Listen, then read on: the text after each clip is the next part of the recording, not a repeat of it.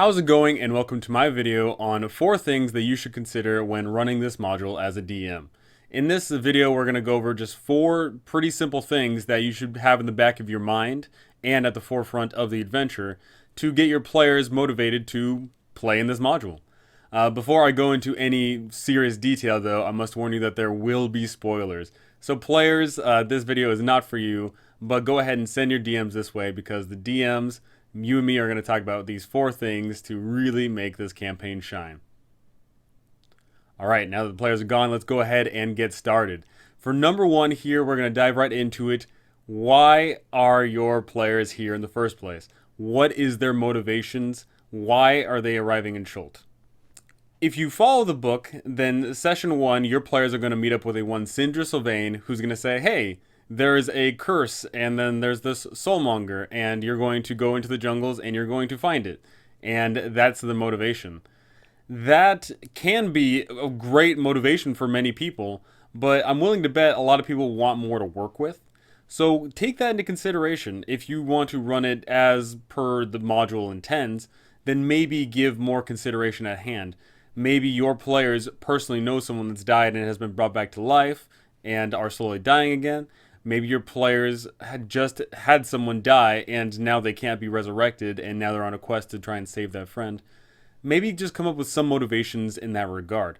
But that's just one way to take it if you want to follow what the module says and give the death curse right from the get-go. But many DM chooses to run this module where the death curse isn't the reason why your players are in Schult.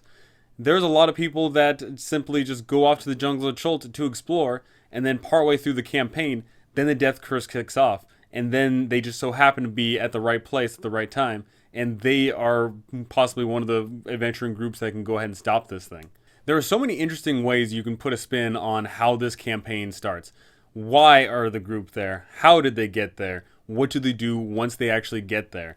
And there's so many ways you can spin this tale, and there's no really wrong way to do it. So if you think that the motivation in the book is a little too thin for your liking, don't be afraid to go off the rails. Come up with something on your own, or talk to the other DMs and get some motivation as to how you want to start this adventure.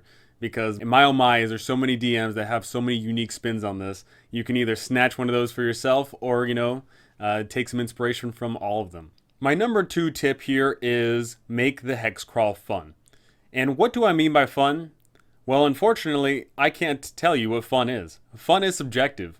Some groups might think that crawling around every single hex and getting into 6 encounters a day and battling the elements and staving off disease and hunger and thirst, some people might think that's fun. But other groups are going to say, no, we don't want any of that. We just want to get from point A to point B and not have to worry about dealing with resources and stuff. And that's perfectly fine. Fun is your own. You really need to talk to your players in that session 0 before you run this adventure and say, hey, what do you think sounds cool? Do you want an adventure where you are dealing with the elements? Do you want a campaign where several sessions are going to be spent purely just hacking and slashing their way through the jungles? Does your group maybe want to deal with that element of survival in the beginning, but once they reach a certain level, maybe they just go ahead and skip over all of that? There is, once again, so many ways you can make the Hex Crawl fun, but I must tell you, you have to coordinate with your group. Because if you just sit there and do something that goes against the grain and isn't in their line of fun, then this game is going to grind to a halt.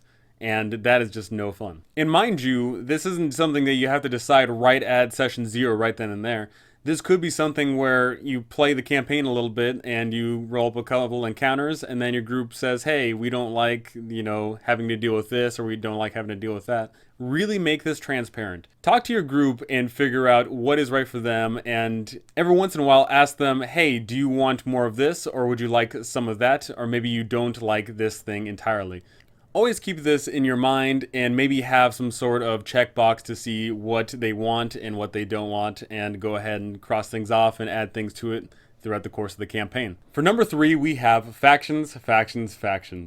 This campaign comes jam-packed with a whole bunch of factions. Almost every single major faction from the Forgotten Realms and then some are tucked away in here. Go ahead and use them to your advantage. If you want the Red Wizards to be a ever-present threat throughout the entirety of the campaign, then do it. throw them right there in Port 9 and make them some sort of visible threat to everyone. Maybe you want the Yuan Ti traipsing around all the jungles and, ambushing people left, right, and center, trying to protect their city and thus, going out and preventing people from getting to the city in the first place. Maybe you want the Flaming Fist to be a even more evil and dictatorship-like people that are just going out and conquering all the land, and maybe the Omuans want to put a stop to that. There is so many things you can do with the faction interplay and having your players dictate what happens with all the faction interactions. And mind you, there is all these factions and they're located all over the place and they're doing all these various things and they all have their own specific motivations. Maybe that isn't even enough. Maybe you want more factions. I've thrown in evil vampire cults that are doing some nefarious things in Port Nanzaru and working with the Red Wizards. I've thrown in evil were-panthers that grab people and use them as the most dangerous hunt. There is so many things you can do with the already existing factions and with any factions you decide to throw in this campaign that really let your players have agency to shape the world around them. And mind you, your players don't necessarily have to do anything to have those factions shape the world around them. Sometimes you could say, hey, the Flaming Fist is going to go here and conquer this. Are you going to intervene or no? And if they don't intervene, then they have shaped the world with their inaction. Always keep in mind that your players are the driving force of this campaign and will influence, the outcomes of every little thing. And lastly, for number 4 here, it's not about the journey, it's about the friends we make along the way. And also the enemies.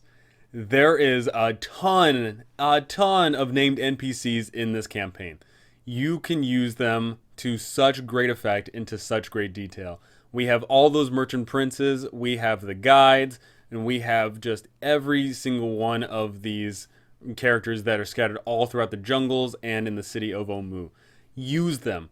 Let your players build everlasting relationships with these NPCs for good or for worse.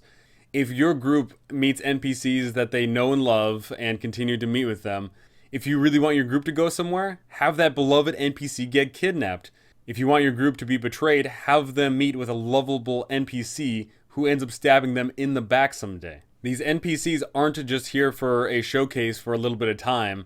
No, have them move around. Have them interact with the world around them, and maybe have them join the party for an extended, if not permanent, amount of time. Something I do for every group I run is when the group makes their way into the Tomb of the Nine Gods, they don't go at it alone. They are accompanied by a lot of the NPC friends they made along the way.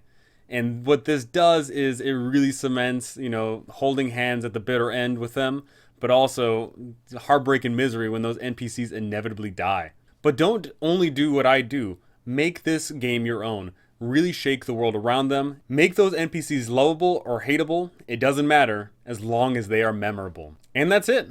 Those 4 little steps are going to hammer in what this campaign is all about. Why are they in the jungles of Chult? What do they do when they're traveling around the jungles of Chult? How are they going to interact with all of the many factions scattered all about the jungle? And what are they going to do with all the friends and enemies they've made along the way?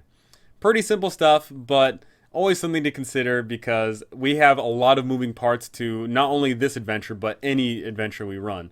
So, just small little things that we should always consider and write down and really draw upon the motivations of our players to get them to play. And that's going to do it for me for this episode. I feel like the Tomb of Annihilation series is coming close to an end. Maybe I've got 1 or 2 more videos to make out of it. But, there's always so many things to look at. Maybe I'll retread on some waters that I've touched upon before. Regardless of what I do in the future, I really hope to see you guys along there with me. Go ahead and comment. How are you guys going to make this jungle your own? How are you going to make this campaign your own? Are you going to add NPCs that you like? Are you going to take away some of the NPCs that you don't like? What are you going to do about the mechanics of moving around the jungles of Chult? There's so many questions to this module, and every single DM I've ever talked to has ran this game differently, and that's good. Every module deserves its own unique spin on it, and no one can tell you any differently on how you can make that spin. But that's going to do it for me. Thank you all for watching, and goodbye.